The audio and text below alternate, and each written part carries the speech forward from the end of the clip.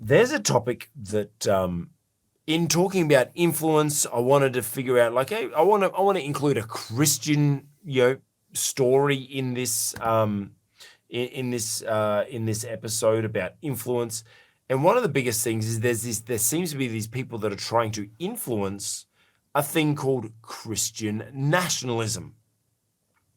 Now, you and I have touched on this, Dr. Rod, over the past few episodes about, the integration between church and state, and how, there's a lot of Western societies founded on Christian beliefs, and where should we be drawing the line, and things like that, right?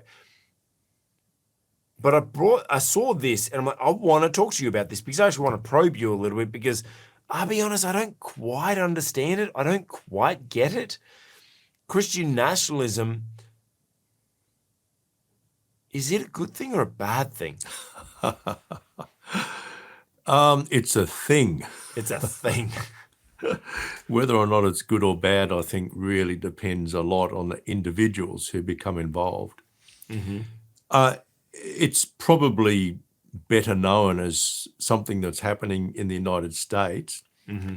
but it's happening here in Australia, it's happening in the United Kingdom, it's happening in Canada, it's happening in many nations of the world now, particularly in the West, in the so-called Western nations. It's happening. And one of the reasons it's happening is that Christians feel they are now being marginalized.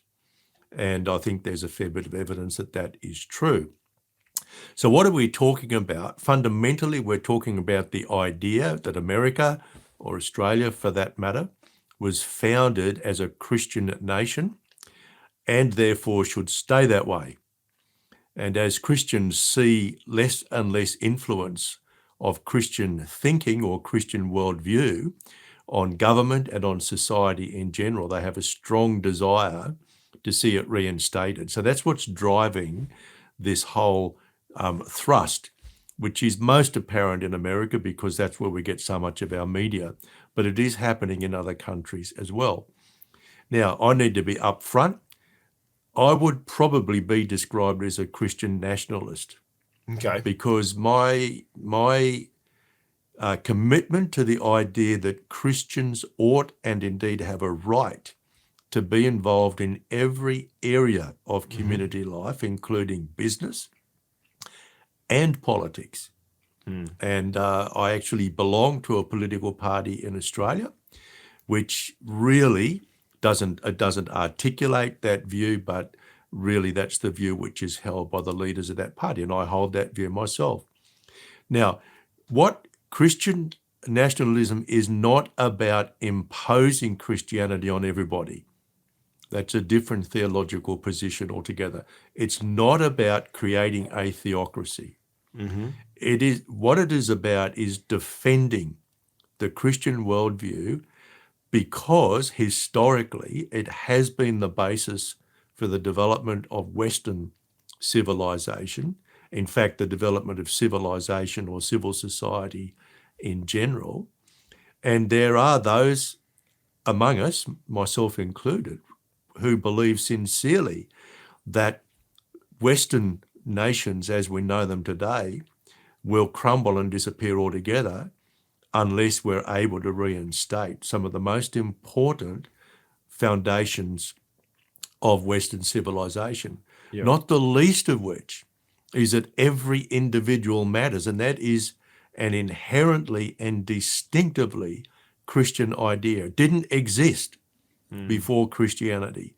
Just have a look at the way the Greeks regarded the differences between slaves and free people, right? A different class altogether. Yeah. And they had different rights. In fact, they virtually had no rights if you were in the slave class. So Christianity introduced an unbelievably radical idea that because each one of us is created by and loved by God, we matter. Everybody matters. One of the things that's been tearing Western civilization apart is what we call cultural Marxism, the idea that people are defined by the class to which they belong. And broadly speaking, there's the victims and there's the oppressors.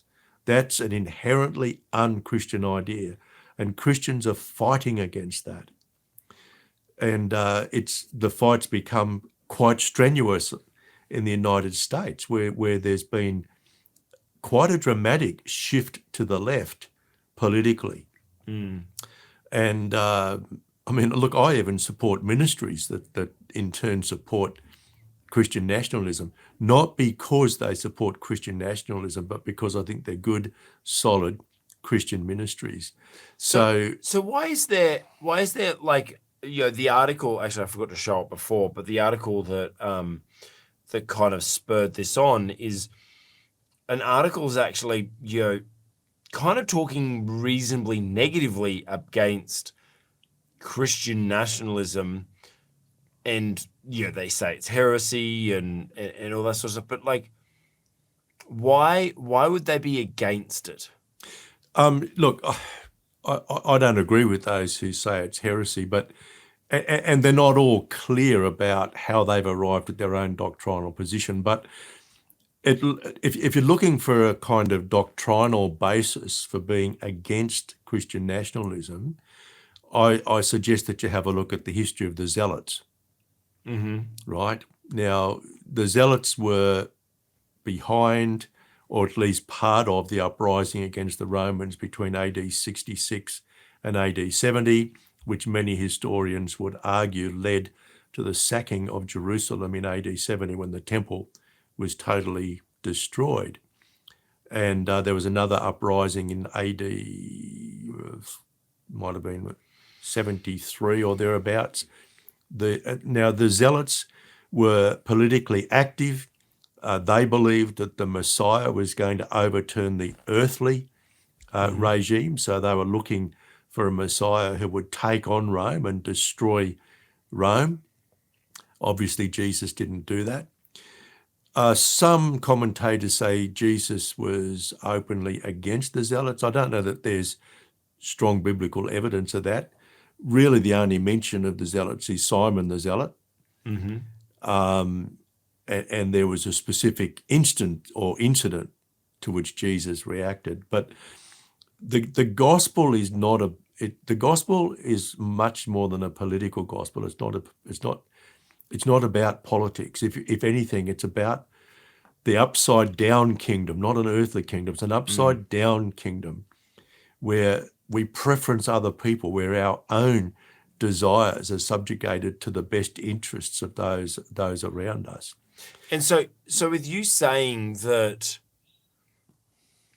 Christian, because I mean, obviously the tag Christian nationalism, it kind of, for me, kind of derives feelings of white supremacy and any form of like neo-Nazi, neo-nationalist, like the people that like want to dominate. That's kind of like the nationalism, label is kind of added to a lot of people that are trying to dominate. And what you're saying is like, in its words, if we take it the same way that other people intend nationalism, they're trying to conquer and to control and to dominate, whereas the oxymoron, obviously, of this is the Christian belief, the Christian faith is the upside down kingdom, is the fact that we're here to serve people and to help people and see people grow, and that no one's better than anyone else. It's kind of an oxymoron to that. Christian nationalism is the fact that, yes, wanting to bring that complete structure of love, care, servanthood, the upside down, as you're saying, turning it upside down. Ultimately, you like the Lord's Prayer, bringing kingdom or heaven to earth. So you're saying that's kind of the core of this, would you say? Well, I think that's the core of the Christian project, if you like, and has been since Jesus gave us the Great Commission. It's not just about evangelizing. It's about, we're supposed to be the hands and feet of Jesus serving the community. But if you listen to some of these people who might be labelled Christian nationalists, they're against much of what's happening in society because they see a society that's crumbling and they want to do something about it. Now, whether or not it's heretical, I think it has to depend on what an individual says and does.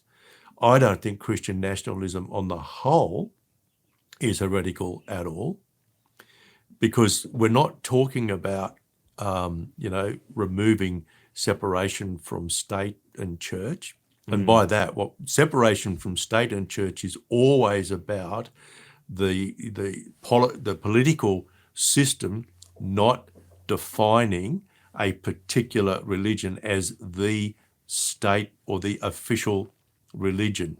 Yeah, because I think when you say that, my mind goes to automatically to like the Shari law kind of issues. Like, well, what about atheism? I mean, yeah, the ism which is being forced on people by governments in Western countries today is atheism. Now, if they're absolutely serious about separation of the state and church, stop forcing atheism down our throats. Yeah. Right? So I think Christian nationalism is about the right that Christians, as anyone else does, to fully participate in the political realm, but in others as well, but in the political realm. And look, part of the thinking is based on, many of us would have heard of the Seven Mountains philosophy, the idea that our societies can be thought of as comprising seven mountains, which are the broad areas of human interaction, like government and education and the arts and the media and religion and so on.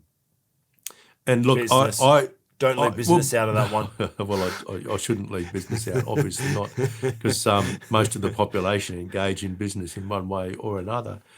But I believe that you can trace that thinking all the way back to Calvin, who talked about government and church as being separate spheres that were designed and created by God. Now, that's not to say that the church should have no involvement in politics. It's just what Calvin was saying is that God has created the church for a specific purpose and he's created government for a specific purpose.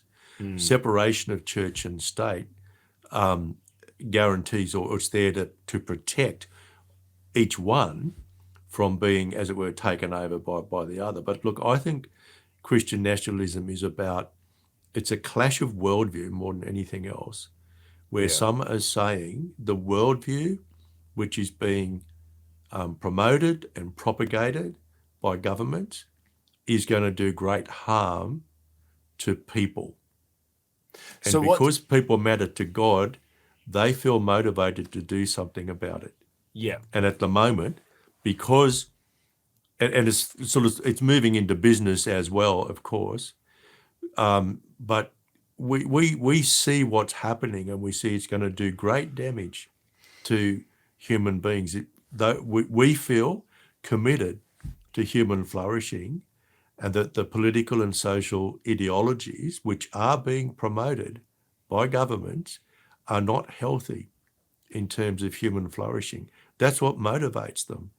Now, when one of the things that is happening in America is that because of their strong belief that everybody has the right to be armed, and that one of the reasons, in fact, the prime reason why they do have the right to carry arms is if the government ever gets so far out of line, then the citizenry can actually take on the government.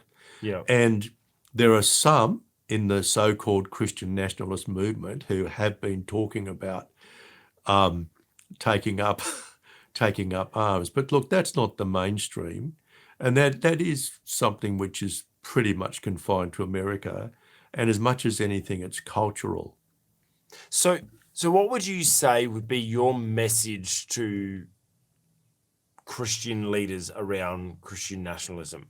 Like, okay, let me kind of I want to put some words in your mouth a little bit, because I kind of want to interpret like what I'm getting from you is like just what sums it up is really heaven on earth.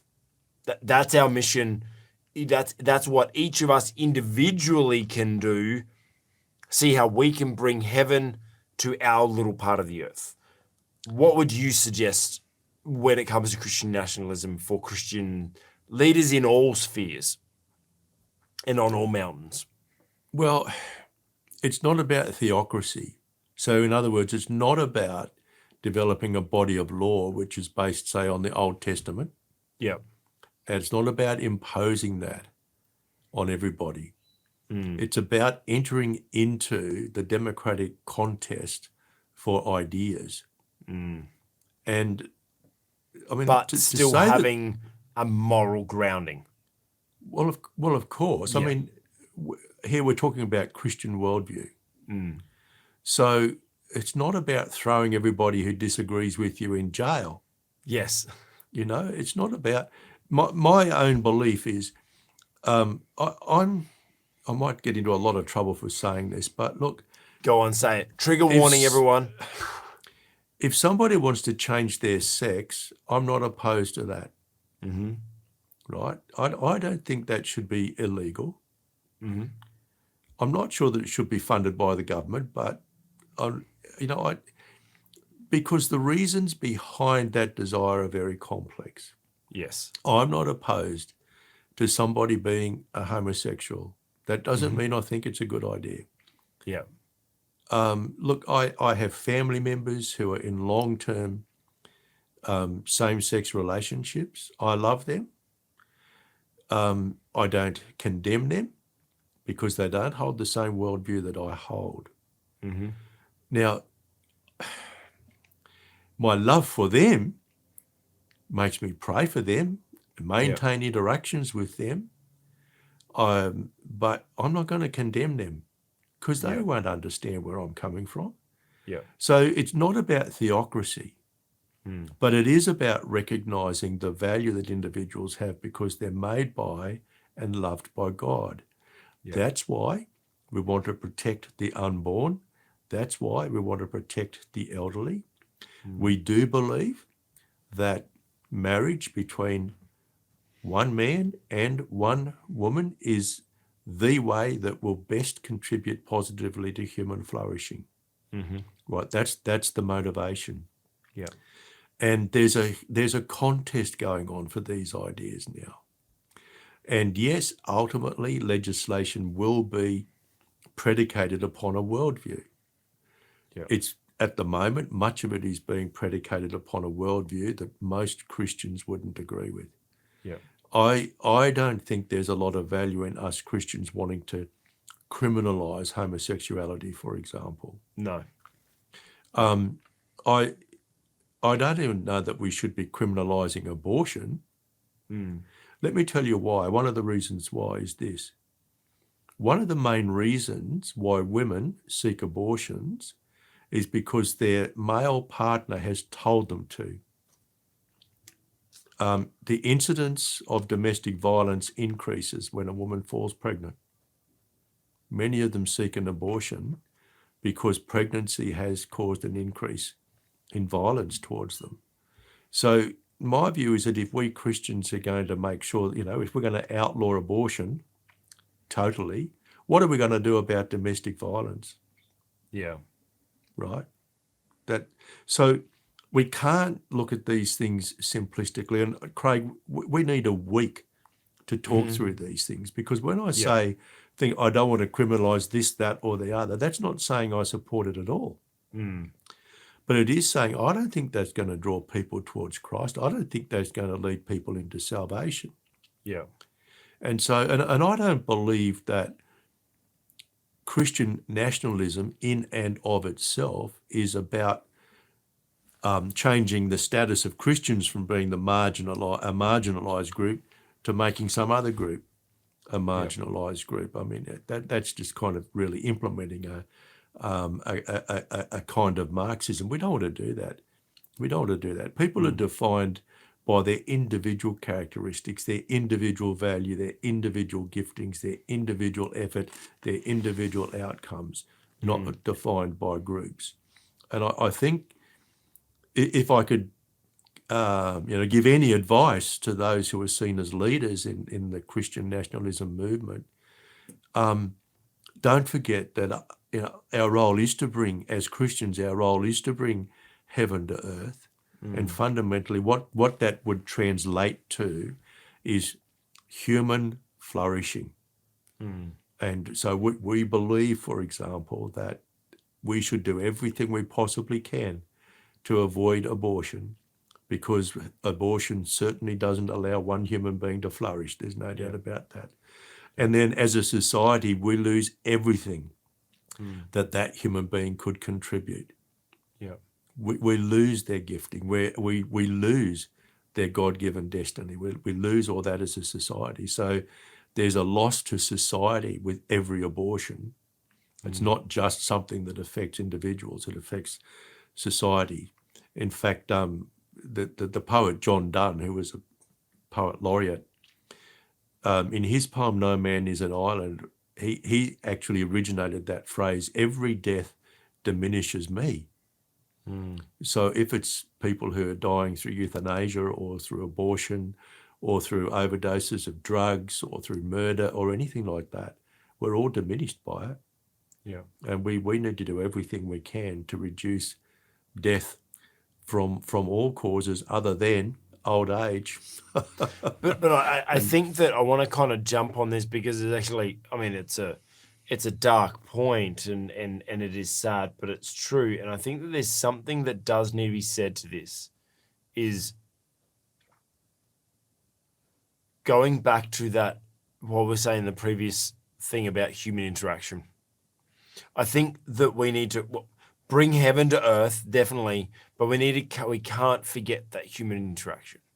We can't forget that people just need to feel loved. And I just feel like people aren't. And like you're saying, like, that's what leads to abortions, is because that woman may not feel like she can love that child, or that she's loved enough to be able, or supported enough to be able to support the child, or she'll be accused or looked down on, or whatever, or whatever the circumstances may be. Suicides and, you know, all that sort of stuff. Like you're saying, is obviously there's no blanket answer. There's a lot of issues in this world, but I think it's one thing we can do: bring heaven to earth by love, but human interaction. Jesus went around touching people, meeting with people, spending time with people. He didn't just stand on a mountaintop and just talk to people from a distance. He went and met with people, hugged them, put his arm around people, gave them a hand. And I think that that's one thing that we can learn as Christians. Hey, you just watched an excerpt from the On the Cube Leadership Podcast. If you like that, hit the like button and put a comment below. Hey, if you want to watch more videos like this, check out our channel, and while you're there, make sure you subscribe.